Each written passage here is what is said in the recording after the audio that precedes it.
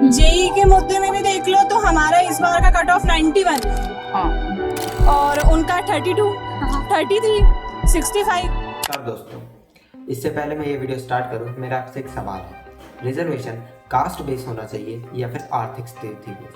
इसका जवाब आप मुझे कमेंट में बताएं। तो चलिए वीडियो स्टार्ट करते हैं। देखिए, रिजर्वेशन को लागू है आज 70 साल हो चुके हैं और रिजर्वेशन 70 साल से चले जा रहा है। जब रिजर्वेशन को लागू किया गया था तब जो स्थिति थी देश में, आज वो पूरी तरीके से बदल चुकी है। ST SC में भी काफ़ी ऐसे परिवार हैं जिनकी 2-3 पीढ़ी गवर्नमेंट जॉब में रह चुकी है या फिर वो बिजनेस करके अमीर हो चुके हैं, जैसे राजेश सुरैया, राजा नायक,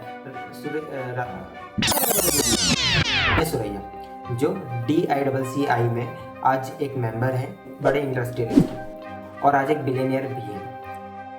और एक और नाम है राजा नायक। ऐसे कई और नाम हैं जिन जो हमें अभी नहीं पता है, लेकिन वो भी आज शेड्यूल कास्ट से ऊपर उठकर अमीर हो चुके हैं। वहीं जनरल कास्ट में हर कोई अमीर नहीं होता, कुछ ऐसे परिवार भी होते हैं जो गरीब होते हैं, जिन लोगों का घर का खर्चा चलाना भी काफ़ी मुश्किल है। और इसी बात को ध्यान में रख के सुप्रीम कोर्ट के अंदर BR गवाई, जो खुद एक दलित जज हैं, उन्होंने एक बात सामने रखी जिसमें उन्होंने कहा कि ST SC में भी, ST ST कास्ट में भी क्रीमी लेयर का प्रावधान होना चाहिए। अब क्रीमी लेयर क्या होती है, आप लोगों को पता होगा अगर आप जानते हैं तो, कि OBC के अंदर भी एक क्रीमी लेयर का प्रावधान है, जहाँ पर अगर आपकी इनकम काफ़ी अच्छी है, आपके घर में गवर्नमेंट जॉब है, तो आपको क्रीमी लेयर में रखा जाता है और आपको उसके बाद थोड़ा सा जनरल कैटेगरी की तरह ट्रीट किया जाता है।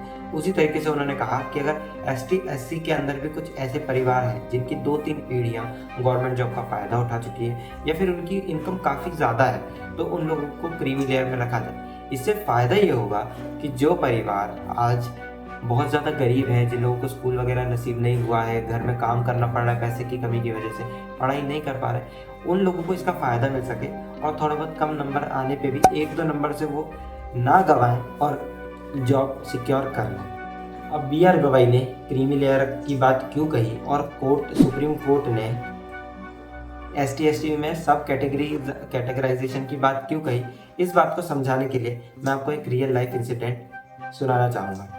उन्होंने बताया कि उनकी जान पहचान में 2 स्टूडेंट्स हैं। एक है मिस्टर X जो जनरल कैटेगरी से आते हैं। अब X के पिताजी सिलेंडर डिलीवरी करने का काम करते हैं, जिससे कुल मिलाकर कुछ 12 से 15 हजार रुपए घर में हर महीने आ जाता है। अब पर्सन X की एक बहन भी है जिसकी उम्र कुछ 20 से 21 साल की है और ऐसे ही किसी कॉलेज से नॉर्मल सी ग्रेजुएशन करने के साथ साथ बहन 2-3 ट्यूशंस पढ़ाकर करीब 3,000 रुपए महीने कमा लेती है। माँ ज्यादा पढ़ी लिखी नहीं है तो बेचारी घर संभालती है। ऊपर से पर्सन X की दादी भी उसी के साथ रहती है, जो अच्छी बात तो है, लेकिन अगर जहां आप गौर से देखेंगे तो X के घर में अगर मैक्सिमम माने तो भी महीने के करीब 20,000 रुपए ही आ रहे हैं, जिसमें बुजुर्ग दादी के साथ X के परिवार के कुल मिलाकर 5 लोगों का खर्चा चलता है। अब मिलिए Y नाम के इस बच्चे से। इसके पिताजी के पास खुद का बिजनेस है। बंदे के घर में 4-4 4 व्हीलर खड़ी हुई है, खुद के कई मकान है और इतनी अचल संपत्ति है ना कि क्या ही कहना। मगर कैच ये है कि ये SC ST कैटेगरी से आता है। नाउ X और Y दोनों भारत के प्रीमियम सरकारी इंस्टीट्यूट में एडमिशन लेने के लिए एग्जाम क्वालिफाई करने की तैयारी करते हैं। वहाँ Y के पिताजी के पास ढेर सारा पैसा है, तो वो अपने पैसे का इस्तेमाल करके शहर के बेस्ट कोचिंग सेंटर में अपने बच्चे का एडमिशन करवा देते हैं। बच्चे को तकलीफ ना हो इस वजह से आने जाने के लिए बढ़िया स्पोर्ट्स बाइक भी दे देते हैं और महंगे से महंगा स्टडी मटेरियल भी Y को प्रोवाइड करवाया गया। अब हमारा X तो ठहरा गरीब, किस मुंह से पिताजी को कहे कि उसे उतनी महंगी कोचिंग में जाना है। इसीलिए X ने घर पर पढ़ाई करी। गरीबी के बावजूद जैसे तैसे किताबों का जुगाड़ किया, खराब से खराब हालत की सेकंड हैंड किताबें खरीदकर उसने पढ़ाई करी और इसी सेल्फ स्टडी के सहारे अपनी प्रिपरेशन जारी रखी। अब दोनों ने ही पेपर दिया, दोनों का रिजल्ट आया और X के Y से 10 परसेंटाइल ज्यादा बने, लेकिन फिर भी उस प्रीमियम गवर्नमेंट इंस्टीट्यूट ने X की काबिलियत को ठुकराते हुए रिजर्वेशन के नाम पर Y को सीट दे दी। अब दोस्तों, Y के पापा के पास इतना पैसा है कि वो चाहे तो विदेश के महंगे कॉलेजेस में भी अपने लड़के को बड़े आराम से पढ़ा सकता है, जबकि X के पापा के पास इतने सक्षमता नहीं है कि वो किसी अच्छी प्राइवेट यूनिवर्सिटी को अफोर्ड कर सके। अब कम रिसोर्सेज, पैसों की कमी और विषम परिस्थितियों वाले संघर्ष के बावजूद X ने Y से ज्यादा स्कोर किया, लेकिन फिर भी हद से ज्यादा जरूरत होने के बावजूद उसे सरकारी इंस्टीट्यूट नहीं मिल सका और उसकी जगह किसी ऐसे को सीट मिल गई जिसके पास पैसे की कोई भी कमी नहीं थी और जिसके नंबर भी काफी कम थे। अब यहाँ हम कुछ नहीं कहेंगे, बल्कि आप बताइए कि उस सीट का असली हकदार कौन था। कि आपने देखा कि जिसे सारी सुविधा मिली वो भी 50 नंबर कम लाकर भी अपनी जाति के कारण एक सीट ले गया, और जिसे सच में ज़रूरत थी वो पूरी मेहनत करने के बाद भी 1-2 नंबर से ही रह गया। तो अब आप ही बताइए कि किसे ज़्यादा ज़रूरत है? एक ही परिवार के लोगों को बार बार रिजर्वेशन का बेनिफिट मिलना चाहिए, या जिसे सच्ची में ज़रूरत है उसे भी मौका मिलना चाहिए। सुप्रीम कोर्ट के फैसले के अकॉर्डिंग जिनका परिवार 2-3 पीढ़ियाँ गवर्नमेंट जॉब में ग्रुप ए की सर्विस कर चुकी हैं या सर्विस में है, या फिर उनकी जो इनकम है मंथली इनकम वो काफ़ी ज़्यादा है, उन लोगों को क्रीमी लेयर में रखा जाए। ये बस BR गवाई का एक स्टेटमेंट था जो सुन के मुझे सही लगा, क्योंकि जो लोग आज भी बहुत गरीब हैं उन लोगों को भी रिजर्वेशन का बेनिफिट मिलना चाहिए, तभी तो समाज इक्वल होगा ना। जिन लोगों को बार बार फायदा मिलता रहेगा और लोग पीछे रहेंगे, वो उससे कभी भी समाज इक्वल नहीं हो सकता।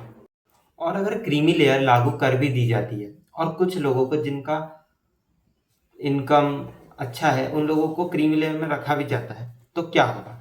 जिन लोगों को क्रीमी लेयर में रखा जाएगा वो भी गवर्नमेंट जॉब के लिए एग्जाम दे सकते हैं, उनको भी गवर्नमेंट जॉब मिलेगी, लेकिन बस फर्क इतना होगा कि उनको अब जनरल कैटेगरी अनरिजर्व कैटेगरी वाली सीट को लेने के लिए ज़्यादा मेहनत करनी होगी। अब लास्ट में बस मैं इतना ही कहूँगा कि रिजर्वेशन सही है ये मैं मानता हूँ, लेकिन रिजर्वेशन किस बेसिस पर दिया जा रहा है ये इस पर थोड़ा सा विचार होना चाहिए। कुछ ऐसे बच्चे भी हैं जो गांव में रह रहे हैं, जिन लोगों को सरकारी स्कूल में नाम लिखाया गया है, सरकारी स्कूल में पढ़ रहे हैं, अच्छे से सोर्स नहीं है पढ़ाई का, अगर वो कॉलेज भी कर रहे हैं तो घर में पैसे की कमी के कारण उनको टाइम निकाल कर जॉब करना पड़ रहा है, पढ़ाई नहीं कर पा रहे हैं। वो लोग जब एग्ज़ाम देने जाते हैं और 1 या 2 नंबर से रह जाते हैं पूरी मेहनत के बाद, उन लोगों को ये रिजर्वेशन मिलना चाहिए, क्योंकि वो लोग डिजर्व करते हैं।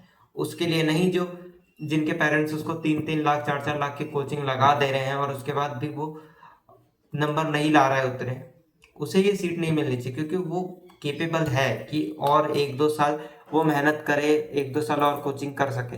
लेकिन जो गरीब घर का बच्चा है वो बड़ी मुश्किल से ही थोड़ा बहुत पैसे इकट्ठा करके ऐसी एग्ज़ाम्स दे पाता है, और उसके बाद भी अगर उसका सिलेक्शन नहीं हो रहा तो फिर क्या। ये बात हम सबको समझनी चाहिए कि गरीबी जाति देखकर नहीं आती।